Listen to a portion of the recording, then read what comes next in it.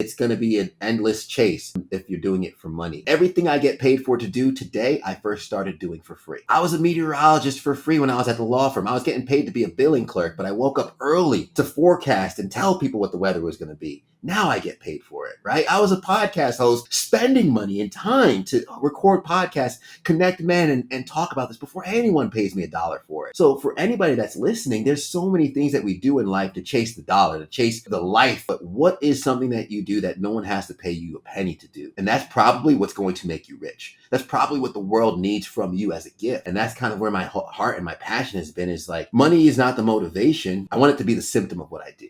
Hello and welcome to the Eternal Optimist podcast. My name is Matt Drinkhahn, and I am your host today on this journey of life, and the journey where we are going to listen to an inspiring speaker share stories of overcoming tremendous adversity, and then how he then began to thrive.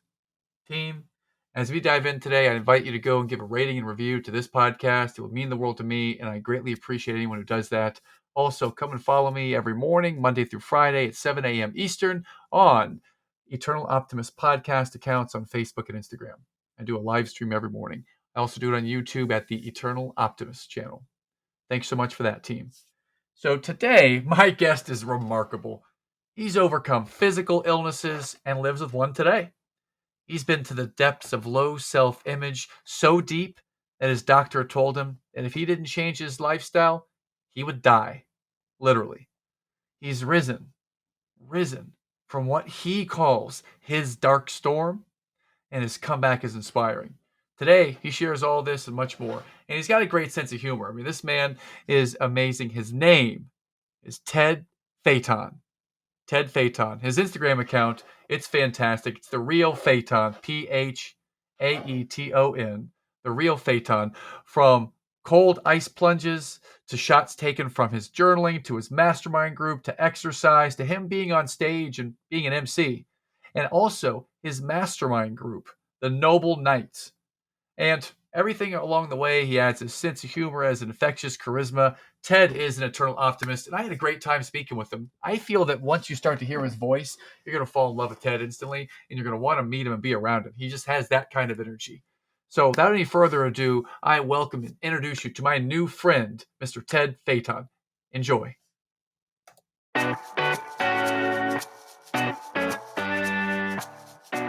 Hello, and welcome to the Eternal Optimist podcast, the show for optimists by optimists. This is the show for people who see the good in the world and want to make a positive difference in the lives of their families and communities. Each week, you'll hear inspiring stories that will get you thinking bigger and playing more offense in life. With your host and high-performance coach, Matt Drinkhahn. Today's sponsor of the show is a shout-out to a dear friend and to a show that I've had the privilege to guest on, Unlock Your Excellence, with host Mike Higgins. A show dedicated to inner peace and clarity that we are all seeking. Mike asks great questions that empower us to discover the greatness within all of us. Mike's a real estate entrepreneur with great business acumen, and he has a family on the back end that just makes me well up a little bit. He's got 5 kids, and he's an amazing family man that I got to know through the Front Row Dads. Mike's awesome. For an intriguing listen on strategies to help unlock your potential, listen to Unlock Your Excellence podcast and enjoy. Now, speaking of great listens and podcasts, let's get back to our show. And with that introduction, it is my sincere pleasure and joy to bring you Mr. Ted Phaeton today. Ted is just lighting up the room already. He's got the green screen on. He's got the big smile, and we've already had a little bit of a conversation. So, team, today I think you're going to enjoy this conversation. Ted, welcome to the show, my friend. How are you? I'm doing great. Thanks for having me on, Matt. I have the green screen behind me. The irony is my morning job, not my day job. My morning job is a meteorologist, so I spend a lot of time in front of one of these. So I figured it'd be appropriate for the podcast. Oh, wow. God. I mean, a meteorologist. Finally. I've never actually had a conversation with a meteorologist before, so I would love to ask, what got you into being a meteorologist of all things? Why meteorology? Yeah. I tell people I fell up into it. And the reality is I used to hide the fact that my freshman year of college, I had a 1.9 GPA, and it was a reflection of my effort, not a reflection of my intelligence. Originally, my master's was in computer science. I built a computer when I was 17. I thought computer engineering was the thing, but instead of going to Penn State for computer engineering, I went to SUNY Albany because my parents agreed to buy me a car if I went to the cheaper school. So I picked a car at 18. But computer science wasn't for me. 1.9 GPA. I'm failing out of school. I'm on vacation with some friends. Might be a little inebriated, trying to figure out what I'm doing with my life. And I see a bird dive into the ocean. I start talking about the tide. I start talking about fish, and I'm nerding out as I usually do. And my friend said something just nonchalant like, Ted, how do you know this stuff? And because I thought it was common knowledge, right? I'm like, I'm interested. I read on this. And I was just, man, I've always loved science, and I've always loved, earth science. I actually used to tutor my classmates in earth science because that was my best subject. And my buddy just takes a sip of his drink and just goes, well, our school has a great meteorology program. So I looked at him, I said, I'm going to do that. And there's a lot of ups and downs behind afterwards because I signed up. I go home. I sign up for all the weather classes, right? Like thermodynamics of the upper atmosphere. That sounds like weather. All the makeups of like upper atmosphere 105. Yeah, this is the other thing. My sophomore year of college, 8:15 a.m. class, the first words out of my professor's mouth is, who's Ted Phaeton? I'm like, uh-oh. That's me. He says, you're in the wrong class, but sit here for a while and tell me if this is what you want to do. So he proceeds to go on for 45 minutes, Matt, on things I've never heard of, like the chemistry and the physics and all the interactions of the atmosphere with thermodynamics. And I'm just like, whoa. So he sits me down. He's like, okay, you need to take calculus 1, calculus 2. You need to take chemistry. You need to take physics 1, physics 2 before you can even sit in the class that you just were in. Do you still want to be a meteorologist? I said, yeah, let's do it. He's like, that's going to take you 5 years to catch up. I said, okay, that's not an option. You got to call my dad and tell him. So he tells me, if you end up taking physics in the summer, and if you don't get below a 3.0 GPA for the rest of your college career, you might be able to graduate on time. Well, 3 years later, I'm standing there with a small group of broadcast meteorologist graduates, and they're sitting there talking. They're like, remember that poor kid that the professor called out 3 years ago, and he was in the wrong class? We've never seen him again. And I was like, nah, that kid was me, and I'm graduating with you guys. I got my degree in meteorology. Wow. Well, at that moment when he first said to you that you got to do all these hard courses to do this, and it's going to take 5 years to catch up, is it the part of you that's you really driven to be a meteorologist, or was part of it, I'm going to prove that person wrong because I'm Ted Phaeton. I when I'm challenged, I rise to the challenge. I mean, was it a combination of that, or was it just your drive to be a meteorologist that was pushing you there? Honestly, I'll be transparent and honest. I think it was fear of my parents, to be honest. And when I say fear of my parents, not in a negative way, but it was more like when he said, hey, you're going to have to go 5 years to school. I was like, you can call my dad and my mom and tell them that. Because thankfully, I grew up in a household that had high standards. And those standards were, do your work, keep your word, right? The 1.9 GPA, my parents were not happy about it. And then they said if I wasn't going to up my grades, they wouldn't pay for school anymore, right? They were helping pay for school. So I owed them my effort. So at that point, I think it wasn't necessarily a challenge. I thought I'm sitting there, like, I'm looking at Mike Landon was his name, my advisor. He's the one that handed me my diploma 3 years later. I said, listen, that's not an option. 5 years is not 4 more years is not an option. I'm 1 year in. I have to graduate in 3 years. And so I did 4 years in school. I caught up. I didn't get below a 3.0 GPA, but I think I just looked at the reality. I said, what do I have to do to make this work? And he laid out a plan. And I was very much, if you give me a playbook, if you tell me what to do, we sat there for 3 hours. By the time I left his office, it was noon in the afternoon. It was an 8:15 a.m. class, 45-minute class. From 9:30 to 11:30, we sat in his office and mapped out the next 3 years of my life. And I said, I'm going to follow this to a T. I'm not going to mess up. And I didn't. Got it. Wow. So the Ted that showed up there and mapped that out, it's the same person as the Ted that got the 1.9 GPA the first time around. What was it what switch flipped in your head, or what caused you to, get serious about it and then go get it? Was it the fear of the Yeah. parents? Was it, what was it for you? I think the switch was I had to identify what I wanted in life, Mm. right? When I first got to college, I was doing what a lot of kids do when they first get a taste of freedom. I was not going to class. I was partying. I was joining a fraternity, right? Chasing all the women and chasing these things that I thought were important. But when the repercussions of my actions came out with a 1.9 GPA, I had to take a long look at Ted and ask myself, okay, what is it that you want to do? What is it you're Mm. doing here? Because this is, Matt, like it wasn't working. And the GPA showed that. And I mean, I wasn't progressing in what I was doing. My field for computer science wasn't something I was passionate about. So for me, I had to really take a long, hard look at Ted and realize, what is it you want? What is your standard, first of all, and are you living up to it? And the answer was I wasn't. And Mm. when I had the opportunity to study weather, my gut told me, yes, I like science. Yes, I feel pulled in this direction. When I sat down and I heard I was in the wrong class, the only thing that registered with me was, okay, well, what class am I supposed to be in? Because this is the path I picked.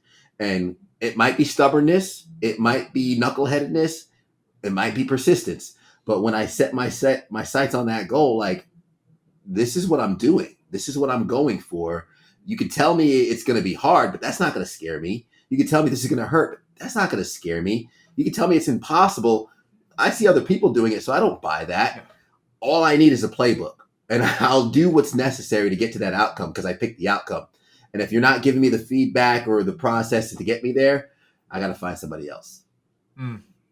Well, can you chronicle a tale for us, or a story for us? When you got out of school, you are now officially qualified to be a meteorologist. You've got the knowledge. It's far more, just by you talking about it right now, this sounds far more complicated and complex than the layperson at home would think. Oh, they talk about the clouds. It's a percent chance of raining. We don't really understand it because we're all simple at home. But now you got all this knowledge and you're thoroughly trained. You're ready to go. Yeah. What was it like breaking into that career to kick things off? Slow. From the time I graduated to the first time I was on air was about 3 years. I worked at a law firm as a billing clerk for 2.5, 3 years before I ever got a job in TV. Those are some of the Wow. darkest days of my life. I got diagnosed with ulcerative colitis in that span, broke up with a girlfriend in that span, was hospitalized in that span, and really was lost for quite some time. That's why the first podcast I started was called No Rain, No Rainbows, because I was in a dark storm somewhere in the middle there. I wasn't happy with what I was doing. It's not that my job was bad working at the law firm that I worked at. It was my first mentor was the owner of the law firm, and to this day I'm grateful and thankful that he gave me the opportunity. And even my last day, he said, "Hey, you'll always have a job here, no matter what happens," and I'm thankful for that. But it just was very unfulfilling. One of those desk cubicle jobs that drain you. And I remember one of my coworkers, she was a paralegal there. And I said, "Oh, what got you into paralegal?" And she said after she graduated college or after she graduated high school, she started working at the law firm. And then she got married, she had kids, and she said, next thing I know, I was here, 10, 15 years. Matt, that scared me. That was probably the first time, like, I really would say, like, I could look back and, like, I felt fear for something Mm. that wasn't in front of me. Just her story of, like, next thing I know, 10 years went by and I'm still here. I started shaking. I started sweating. My palms got sweaty, and I was only there for like a year and a half. But, like, I'm like, I can't be here in 10 more years. I can't. This is not what my life's going to be. And that's really what kind of put the fire under my butt to start my own company, start trying to get experience Mm. as a meteorologist, because the year was about 2010. We were still bouncing back from 2008. So everywhere I was applying said, "Hey, you need experience. How do I get experience if no one hires me?" That was the catch 22, right? Mm. Then I Yeah. realized I work at a law firm. My boss is actually a mentor of mine as well. And I sat down, I said, "I want to start a company." And that law firm represented my company. They helped me get my LLC started, my EIN. And then I literally I partnered with three guys that we all put in for a camera. And then we would host and we would go to different events in the area on Long Island, I would put out forecasts on YouTube and I would say the events that were happening along with the weather, and then we'd go record the events. It was checkzaza.com. That was our interactive Wow. media company. Failed miserably because of poor leadership on my part, but it was my first hand at entrepreneurship. It was also my way of getting weather experience. So when I applied to jobs, they said, any weather experience? I said, yep, you should call my boss. He'll give me a great review. I'm curious. So you said you failed miserably at it, and yet today you're here doing what you want to be doing. So I'm curious, what is your definition of failed miserably back then? Yeah, back then, failed miserably was lost money. It was the business shut down, letting down those around me, but also it was not getting the outcome that I had hoped for. And Yeah. that's something I still work with this day, is my relationship with failure. Because I mean, I could look back and say the business was a failure, but the practices bred success, right? Mm-hmm. So Yeah. the business failed because like we three friends, hey, let's be 25% ownership. Each of us have a quarter of the business. That's great. Who makes the decisions, right? Oh, each of us have our own idea of where things are going. Okay, nobody was wrong for wanting to do something different than somebody else. But the problem was there was no direction. So that was where I would look back and say, maybe to reframe it, not necessarily the failures, but the lessons in it. The business never went anywhere because we had four heads. And with four heads, we kind of kept going around in a circle. One person wanted more events. One person wanted more weather. One more person wanted more of the websites and blogs. And we had no identity. So for that, we never took off. We never got off the ground. So when I finally decided to first fire my best friend, that was a hard conversation. That was a conversation of, this is Matt. This was, from high school through college. We're out of college now, and like we did everything together. We're doing this business together, and I had to take him outside with one of our business meetings. I said, listen, I don't think this relationship's working out. The value of the company right now is less than what you put in, but I'm happy to give you your fair share of that, of the capital that we have. And maybe it's best that we part ways. That was hard, Yeah. But hindsight being 2020, those were the practices that helped me and prepared me for things that came down the line in life. And being able to go through that, look in hindsight, sure, at the time I took it hard as a failure, but in reality, these were the stepping stones and the foundation that led to what was eventually successful for me in the future. God, one thing I want to appreciate about you, Ted, is you've shared a number of just so subtle. You've used the word grateful already a few times in our conversation. You've talked about all this hard stuff that you have endured, and yet I still see a giant smile. I still see that these were all lessons I learned. I still see this I kept going and I figured it out mentality. And I wonder, is that something, when you talk about upholding your own standards, is that something you learned from your family growing up? Is that something, I mean, how did you develop that? Because I think that's at the gist of being an eternal optimist, is being able to learn how to recover, maybe recover quickly, or how to take these lessons and move forward with them. So where did that originate with you, and how do you keep refining and practicing this keep moving forward mentality that I keep feeling in our I conversation? think perspective is everything, right, Matt? And fortunately or unfortunately, the perspective I had was, being the child of two immigrant parents, and not just two immigrant parents, but two immigrant parents who focused a lot on education. They would work overtime, make sure that I went to a private school, not the public school, because they wanted me to get the best education. So Okay. there wasn't much I could complain about, because I would hear stories of my dad in his 20s moving to this country for the first time with his siblings, 10 of them sharing a one-bedroom apartment, right? We're talking it was 6 adults, Wow. 4 kids sharing a one-bedroom apartment. My mom studying in Belgium, nursing overseas, being in Belgium, not having heat overnight, sipping whiskey to stay warm. So when I'm coming home from school, like, I had a terrible day, there was empathy, but there was also reality. right? There's the reality of like, do you know how much you have compared to what you might not have, right? And I'm also growing up in a neighborhood. I'm on Long Island, Brentwood, Long Island, where it wasn't the richest town, and I lived on a great block, but you know, down the block was a house where the teenage son, sold crack to the mom to pay rent and pay the Wow. mortgage for the house. Then I get on the bus and I get to school where a 17-year-old girl is crying her eyes out because her dad got her the base model BMW, and the football player is selling weed out of the back of his H2 Hummer because it's cool. And I'm just seeing this huge divergence, right? Like this perspective of, man, here are people who have to do this, and here are others who think it's cool. And I remember my parents were like, well, we didn't want you to get into drugs and alcohol. And I was like, there was drugs and alcohol at my high school. It was just different. If anything, it was the harder stuff, right? Okay. Instead of the 40s and the blunts, at school, it was cocaine, pharmaceuticals, and Goldschlager, right? Huh. Like they were there, but thankfully my parents taught me to avoid all of that. So it wasn't captivating on one side or the other. I was just taught to avoid it altogether.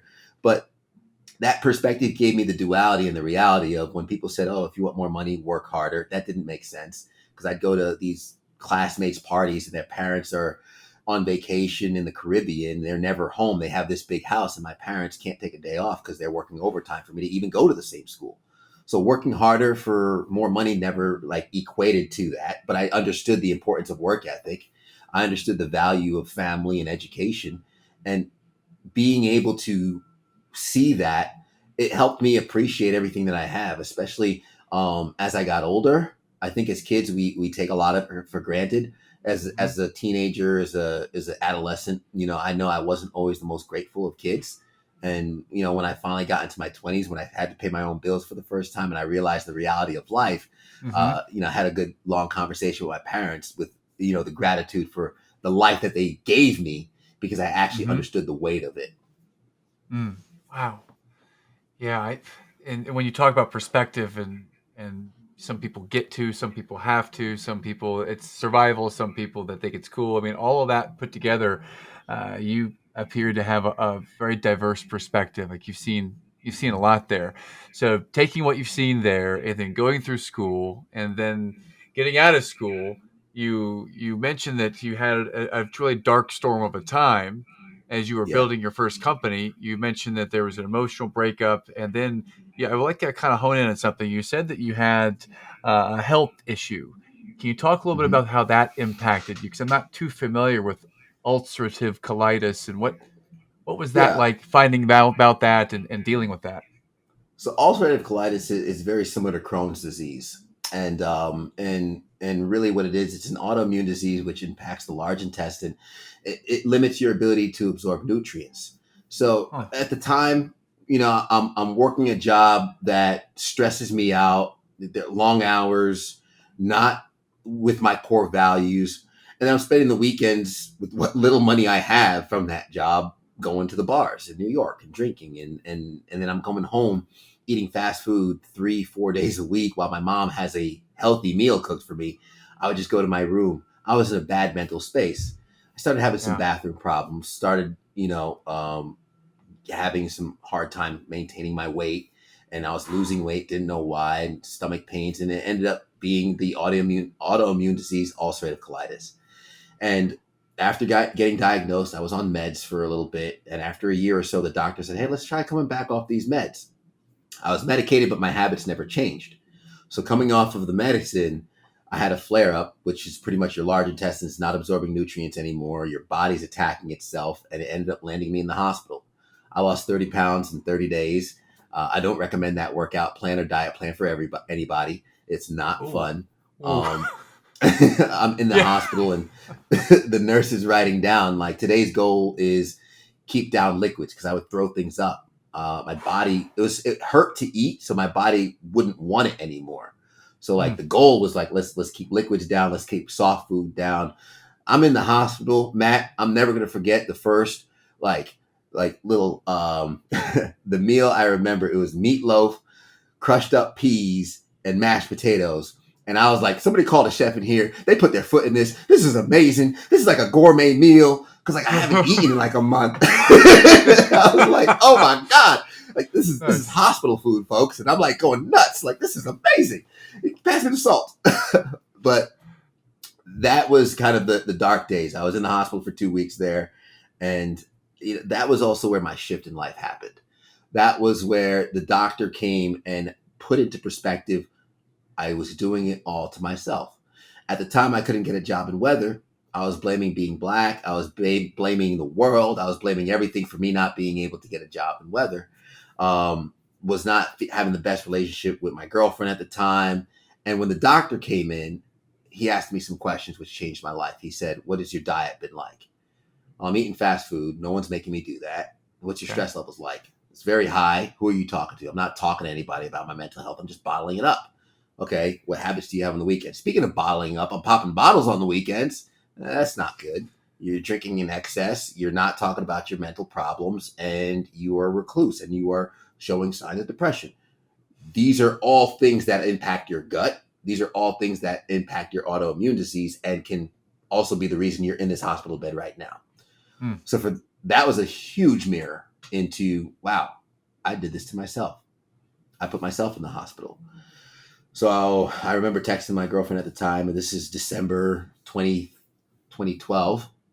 I said, hey, babe, grab an ornament off of the tree and bring it in. And I put it on my IV pole. And first I was, working on getting my energy back. When I started keeping food down, I walked the room. And then I started walking the hallways, and I had the ornament hanging off of my IV pole, walking up and down the hallways. And they're like, what is that? I'm like, this is my Christmas tree. Nice. Back above me. This is my Christmas tree. And finally had a CAT scan. The surgeon came in. This was a bad day. This was a scary day. The surgeon came in and they said, listen, the steroids aren't working. You've been on morphine for a while. We might have to rush you to Mount Sinai and take the larger test. I'm like, it's got to go. What? And I'm 23 years old, bro. What? Wow. Just so folks know where my mindset was, when the surgeon said that, I looked the surgeon in the eye. I said, take it. Take my large intestine.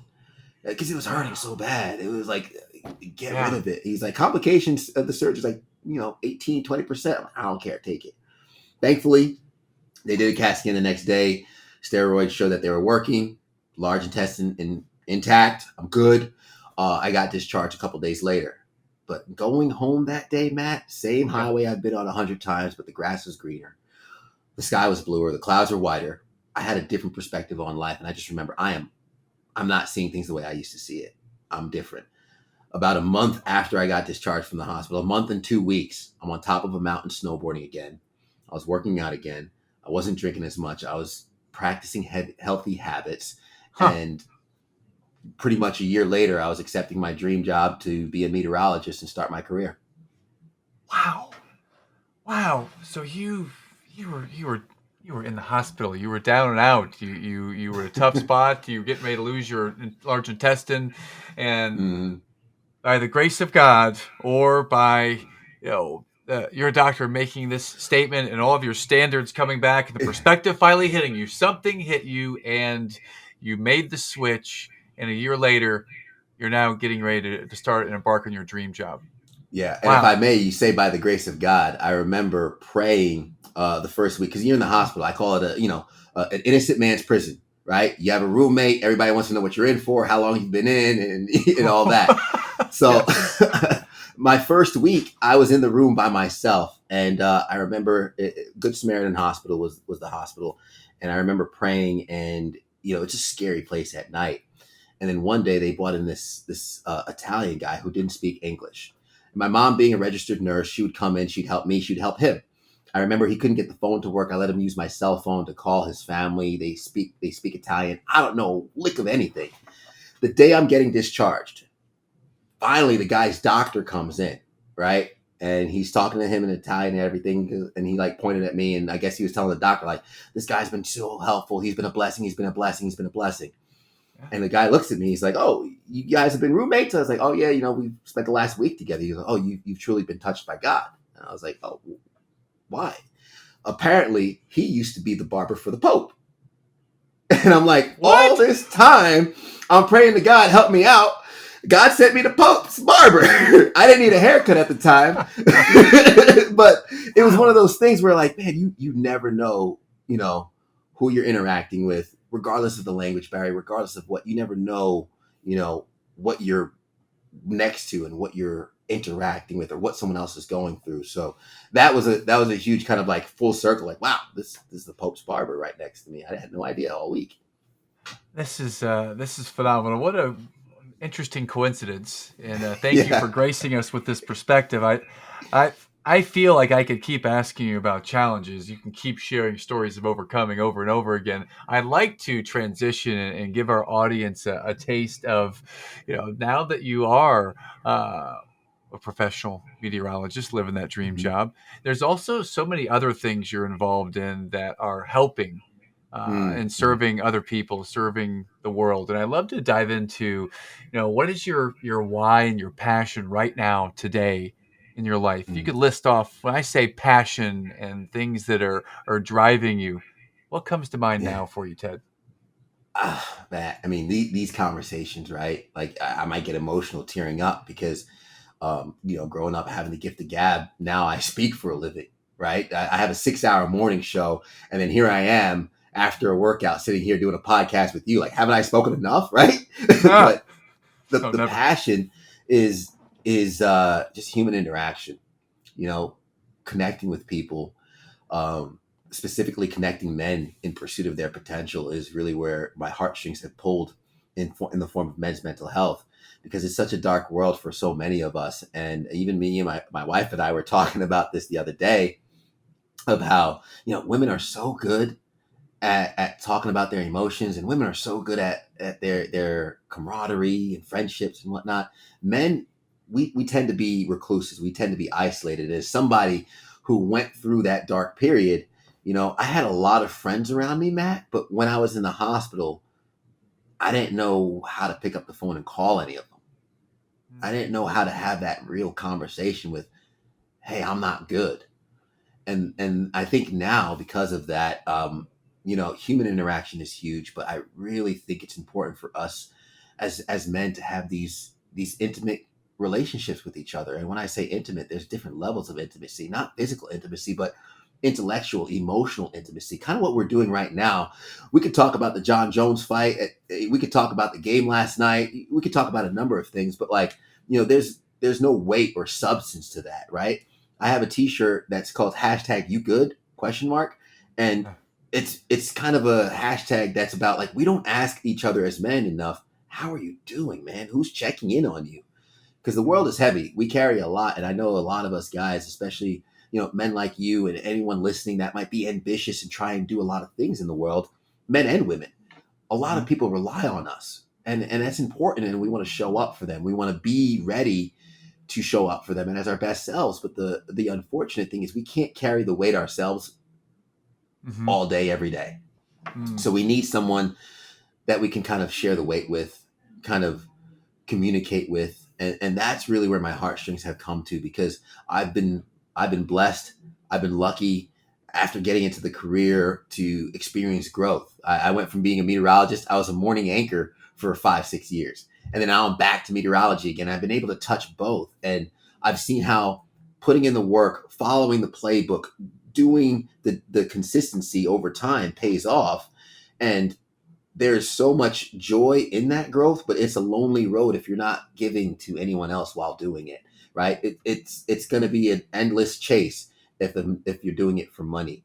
And that's the thing I like to say is, everything I get paid for to do today, I first started doing for free. I was a meteorologist for free when I was at the law firm. I was getting paid to be a billing clerk, but I woke up early to forecast and tell people what the weather was going to be. Now I get paid for it, right? I was a podcast host, spending money and time to record podcasts, connect men, and talk about this before anyone pays me $1 for it. So for anybody that's listening, there's so many things that we do in life to chase the dollar, to chase the life, to keep up with the Joneses. But what is something that you do that no one has to pay you a penny to do? And that's probably what's going to make you rich. That's probably what the world needs from you as a gift.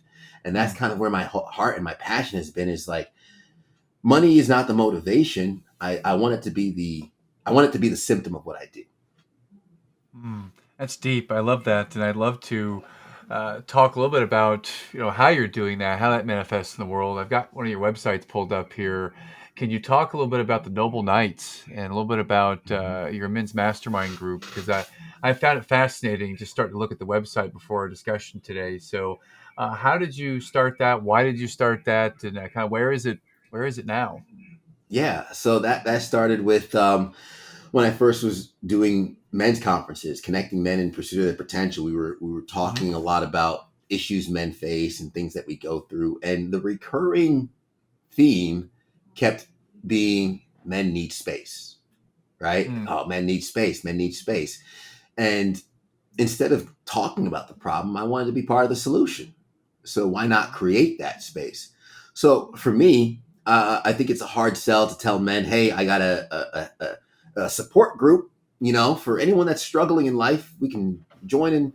We can talk about our problems. That doesn't sell well to us men. It doesn't sound like the masculinity definition of the generation of maybe our parents, that we get together in a support group. Even just saying the word support group brings up and conjures up something that I don't know if I'd want to talk about from years ago. Now I love the idea of support groups now, and I love what you do now. And I'm in a men's groups right now, but before I had the courage to go out there and seek that. It felt like there was a stigma to it, to find a support group, So how are we breaking through that? How do you break through that stigma? So I would actually say, and I would argue that maybe it's not support groups that we need, right? So the goal and the mission is connecting men in pursuit of their potential, because what we need is community. The community provides the support. We've heard all the time, it takes a village, right? And the reality is, all we need is the community. And as we are like-minded, as we are chasing something, as we are building those relationships, if I can share my vulnerabilities in business, that makes it easier to share my vulnerabilities in marriage. If I have the relationship with you in terms of like, hey man, I'm really trying to get past this challenge and getting leads for my business. I'm ambitious. I'm trying to do things. I always have surrounded myself. I've been the youngest of my friends everywhere. Ever since I moved away from home, I've been the youngest of my friends. I've always had male friends my wife pointed out, all your friends are always doing something. They're entrepreneurs. They're growing businesses. They're getting after it. That's just who I am. That's in my blood, right? And because of that, we are sharing our challenges in business, our challenges in, getting our next sale and things. But also, because we build that camaraderie and we build that relationship, we're also sharing our challenges in the gym when we're trying to work out and we hit a plateau, and then with our diet, and then we are off our game a little bit. And like, hey man, what's going on? It's my wife and I haven't been communicating well lately. Maybe that's taking up some cognitive time. Okay, man, well, forget this workout. Let's sit down, have a beer. Let's talk it out. Like, you okay? And because of those relationships, the support is going to be an outcome. The support is, like I mentioned before, is a symptom, right? I like saying the symptoms of things, because that's what we do in our healthcare world, right? A lot of doctors are like, I went to a doctor when I was 27 years old because I had shoulder pain and knee pain. He said, oh man, you're getting old, take aspirin. No, this is a symptom of something, and the aspirin is going to treat the symptom. I'm looking for the cause, right? Yep. A lot of us focus more on the symptoms than the cause. So that's why I say I want the money to be a symptom. I want the support to be a symptom, right? The actual cause of that support is because we have community, we have camaraderie, and we have that connection with each other where I could be vulnerable with you in this aspect, or we went through a workout together. We went through something hard together, and challenges with others builds bonds. So that's where I think the value and the squeeze is us as men. It doesn't have to be a support group, because it's taboo and no one's interested in that. Well, that's not what modern man is. That's not what the Noble Knights Mastermind is. The Noble Knights Mastermind is, we had the call yesterday about, hey, how can I package my offer differently to these clients that I'm chasing, because I want to win? And everybody in that group is like, bro, I want to see you win too. We're trying to solve these business problems, or we're trying to solve these issues that we're trying to scale up. So that community, the symptom becomes growth in business and also support for when things get a little dicey. And that's really what the mastermind's all about. support, accountability, and of course, community. If someone were interested in finding out more, what might a first step be, a first entrance into the community? How might someone do that, especially if they want to know more at the same time? Mm-hmm. This is new for them. There's a little bit of trepidation. How would I discreetly find out more and get Yeah. involved? Absolutely. I appreciate the opportunity. Very easy to find, themodernmanpodcast.com. I would say start with the podcast, start with the YouTube channel. We don't have to jump in head first, right? We don't have to get married on the first date, but here's some of the guests that we have and some of the stories that they share. All the links are very easy to find once you go to themodernmanpodcast.com. But yeah, check out the podcast. Let me know what you think. And it's very easy to find the link to the Noble Knights to join. We meet weekly on Wednesdays at 6 p.m. Via Zoom. And we also have a Discord channel where we stay in constant contact with each other just to continue to share our wins, share our challenges. There's times and spots in there to talk about the sports and things and current events. But it's really just building community. And the best way to get to that community is themodernmanpodcast.com. Yeah, when I looked at the website earlier, the first thing that popped up when I saw you had on there, if I'm not mistaken, Taj Boyd was a former Clemson quarterback, if I'm not mistaken. Was he was a quarterback, wasn't he? Yeah, he I was think I the saw him on quarterback there. Yeah, I saw him. I went to your social media channel on Instagram, and I saw you like getting a bunch of bags of ice and putting them in a barrel and taking an ice bath one morning. So, for those of you out there, Ted, he is not completely off his rocker, but he is committed to doing whatever it takes to find that empowerment, to find that potential. Like I've seen it firsthand. It's got a very entertaining Instagram channel, so feel free. What's the Instagram handle on your channel, the one that I saw? Yeah, so there's the Modern Man podcast is the Instagram channel for the podcast, and the one you saw was Phaeton Forecast, the real Phaeton Forecast. My original was hacked, and that's Phaeton, the number 4 KAST. The real Phaeton Forecast. Man, it's an entertaining place if you want to smile and also a challenge. I think that you'll find some value there. I've certainly found it very entertaining and positive, and you're super engaging in all these things too. Why do you always have a smile on your face? I've not seen Oh you man, without one. You're talking about all this hard stuff and the vision of the future. You always have this inviting, warm smile. Why is that? yeah. I mean, there's just so much to be thankful for, Matt. I mean, I practice gratitude, and listen, I've even prayed to God and said, "Thank you for the challenges, and thank you for not giving me the things that I wanted when I wanted them." And I don't know I don't know what the next year holds. I don't know how much time I have on this earth, but when I wake up, there's an opportunity for me to show up the way I am for somebody, and that's a gift, and I want to cherish that. I want to appreciate it, right? To whom, if I'm responsible with little, I will be gifted with a lot, and I don't want to take the world that I have for granted because I know where I came from, and life has its ups and downs, and just seeing where my parents came from, I always say that my story starts from Cap-Haïtien, which is northern Haiti, where my dad came from. My mom came from Port-au-Prince, but my dad didn't have power 24/7, and he would have to get water for the village. He talks about playing soccer with the storm drains at the end of the street with a bottle cap or an orange. And if they only had one bottle cap or one orange or one piece of fruit to play soccer with, if somebody scored within the first 5 minutes, they'd be pissed because the game was over. So Yeah. Wow. I've seen so much lack in this world, right? That it's hard not to see the abundance that we live amongst. And because of that, there's sure I have my rough days. I have my down days and who doesn't? But at the end of the day, while there's breath in my lungs, my best days are ahead of me, and that's what I'm here for. Awesome. Awesome. I wonder because you've kind of covered the gamut here. You've covered what was hard back in the day, the challenges overcome. You've covered this glorious mission we have now to empower men's mental health through community, through this amazing mastermind, the Noble Knights Modern Mastermind. I'm looking at the website right now, themodernman.gumroad.com. Correct. Yeah. That's the one that I'm looking at. I'll have that in the show notes. A Modern Man Mastermind. What is the modern man today or masculinity today? What does that mean to you? I mean, I think it means showing up. Modern meaning ever changing, right? The man my father was is a lot of who I've become, but the world that we live in is different.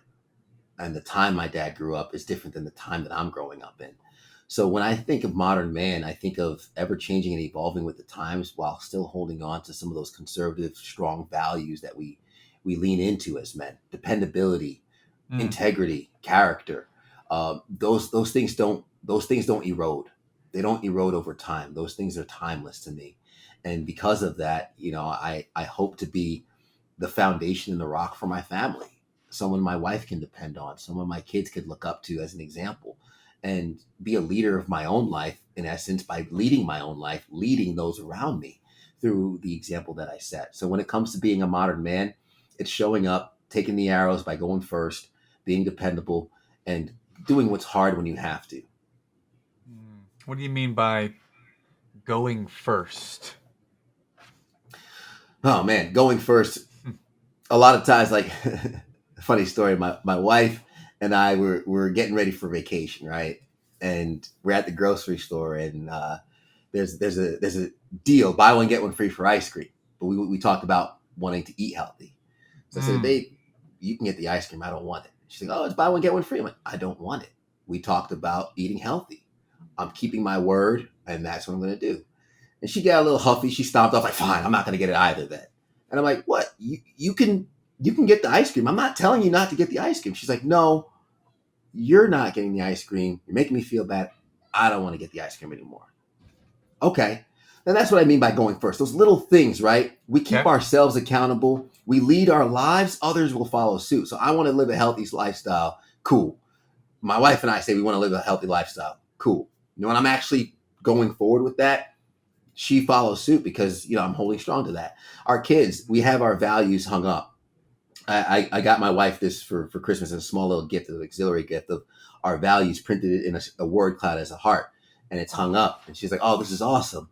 I was like, "Yeah," and we're going to keep this on display because when our kids grow up, they're going to see our values. They're going to call us out when we're not living to those values, when we're not living with the trust, with the faith, with the family, with the growth, with the contribution, with the love. Our kids are going to call us out with the lack of us following those values that we've established on the wall. So when I say go first, my wife and I sat down, we established our values, and I'm going to do my best to stay accountable to that for myself. And there's times where she's got to lead me when I'm trying to get the scoop of ice cream, and she's like, "Nah, babe, you don't need the scoop." And I'm like, "Yes, I do." Well, if it is a scoop of ice cream, what is the scoop? Is it a Ben and Jerry's, like some kind of crazy brand, or you just straight Ooh. up vanilla chocolate? Like, what is your We brand? go. I like regular vanilla, but you have to have Reese's peanut butter cups on top. Oh yeah, that's the one. Yeah, that's Nice. that's that's how I do it. Nice. Like it. Like it. Well, I was looking in our notes beforehand, and somehow the phrase "no more Mr. Nice Guy" came up. And I'm wondering what that phrase might mean to you. No more Mr. Nice Guy. Yeah. Honestly, that was the book that really started my modern man journey. Just no more Mr. Nice Guy. I used to compromise my priorities, and I used to compromise my habits for everybody around me. I was a people pleaser, and most of it was chasing women, trying to Uh, I say, oh, this is my workout schedule, but if a girl wants to hang out, whoop, forget that. I'm coming, right? Mm, And what's interesting is I'm reading the book No More Mr. Nice Guy, and it really just opened up my eyes to you have to be selfish in order to be selfless. If your mm, cup is empty, you can't pour into anybody. So what I realized is I'm compromising all these boundaries I am setting for myself: workout boundaries, diet boundaries, study boundaries, and things like that. And because of that, I'm trying to make everybody else happy, but then growing resentful of those relationships and blaming them for why I'm not where I want to be in life. So the funny story behind that is halfway through the book, I'm learning to kind of be stagnant. And my girlfriend, now wife, she came to the apartment because we were going to go to a pool party, but she was early, and I let her in. I'm still in pajama pants and a wife beater, and I said, "Hey, I'm not done folding my laundry yet. Would you mind kind of hanging out for a little bit while I kind of finish my laundry really quick?" And I'm folding my laundry and everything, and I shower, I change, and we go. She tells me to this day that was the first time she ever found me attractive.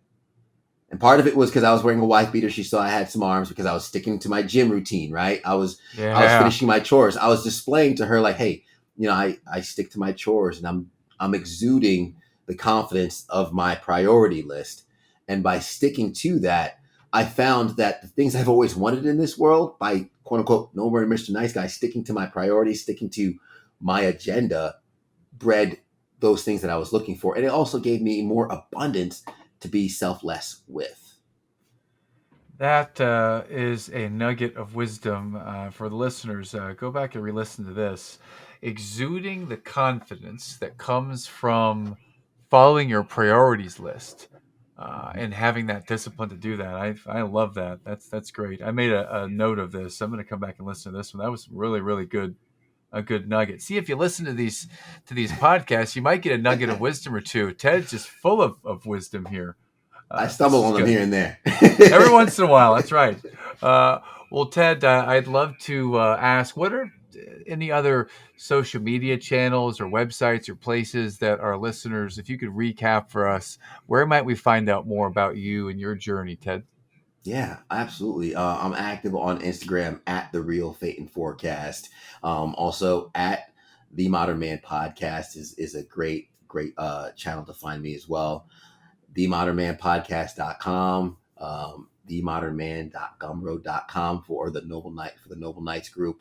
That's also a great way to join the Noble Knights community and hop into our mastermind, our Discord channel, and join some other guys, like-minded men who are really kind of crushing it and getting after their goals as well. And I'm always available too if anyone's ever in the Charlotte area and you're up early in the morning, 4 a.m. to 10 a.m., put on Queen City News, the local Fox channel. I'm your meteorologist. I'll tell you what the weather is, and I'd be happy to keep you nice and safe while you're in the area. Okay. So from 4 a.m. to 10 a.m. Eastern Time, you are on the local Queen City News, on the local Fox affiliate here in Charlotte, North Carolina. Do you have like a real-time live feed that if anybody's watching can like tweet you or hit you up somehow? Because I'm an early riser. I would love to watch and see. What's the first time that I'm going to see you on the air? Is it 4:06 tomorrow morning? Is it 4:28? Like, I'm curious because I want to 4 watch it. 4 a.m. on the dot. Exactly 4 a.m. Your face is going to pop up. Hey, Yeah, we have like a 15-20 second like opening montage of the Queen City, and then it opens up. My co-anchor Julian and I wake you up bright and early, like, hey, good morning, here we are. Big smile nice. on our Well, face. can you give it to us? Can you give us a sampling? Yeah. All right, yeah, get ready, everybody. Here it comes. This is for real. So he says, I'm Julian Shador, and I go, and I'm meteorologist Ted Phaeton with your pinpoint weather forecast. We're looking at a beautiful afternoon, lots of sunshine, highs getting into the mid 60s, which is just slightly above normal for this time of year. But then we're going to have some increasing cloud cover. Showers come overnight. Don't forget the umbrellas for your Friday morning. Oh my God, ladies and gentlemen, watch out! This is the real Ted Phaeton right here. This is the real Phaeton. That was awesome. Ron Burgundy, eat your heart out. That was great. Good stuff, man. Good stuff. Well, you've shared a whole bunch of wisdom today and given us something to smile about because you've overcome so much stuff and still got the big smile. So I'm going to challenge you here with the lightning round of questions. So ding, ding, ding. Let's get started here with the lightning round. So Ted, when I say eternal optimist, what does eternal optimist or eternal optimism, what does that mean to you? Abundance. We're surrounded by so much abundance in life. If we just take a moment to really look around, there's so much to be thankful for. There's so much abundance, whether it be love, whether it be people, opportunity, money. There's so much around here, and where the harvest is plenty, but the workers are few. We live in a world where we can really accomplish so much. We just don't have the confidence within ourselves to do it, and it does break my heart sometimes to see the potential within people die because of their day job, because of their lack of beliefs in themselves, because I know people are capable of so much. So when I hear eternal optimist, I just think of the abundance that we are surrounded by, Matt.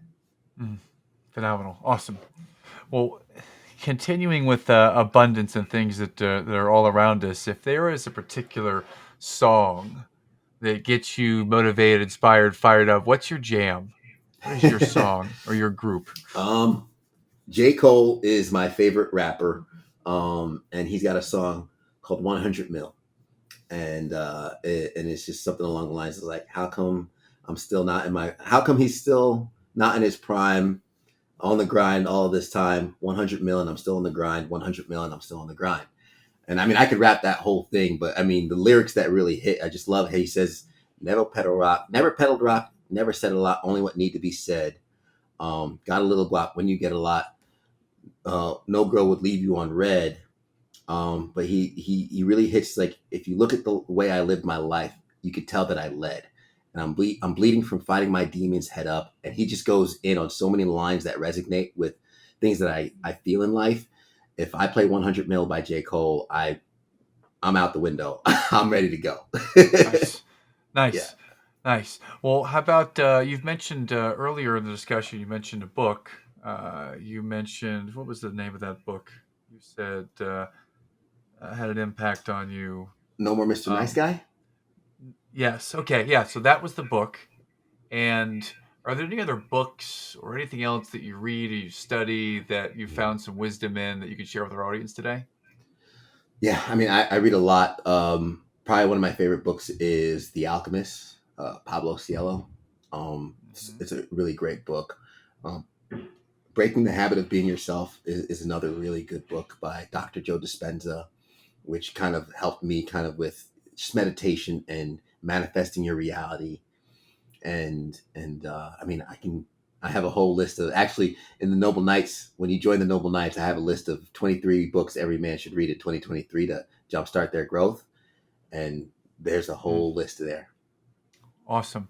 More reason to go and check out the Noble Knights, a modern man mastermind with Mr. Ted Phaeton, who is an amazing meteorologist. You just got a real life sampling of that a minute ago, ladies and gentlemen. So hope you enjoyed that. 4 a.m. to 10 a.m. Or you can just go to the website in your own time or his podcast.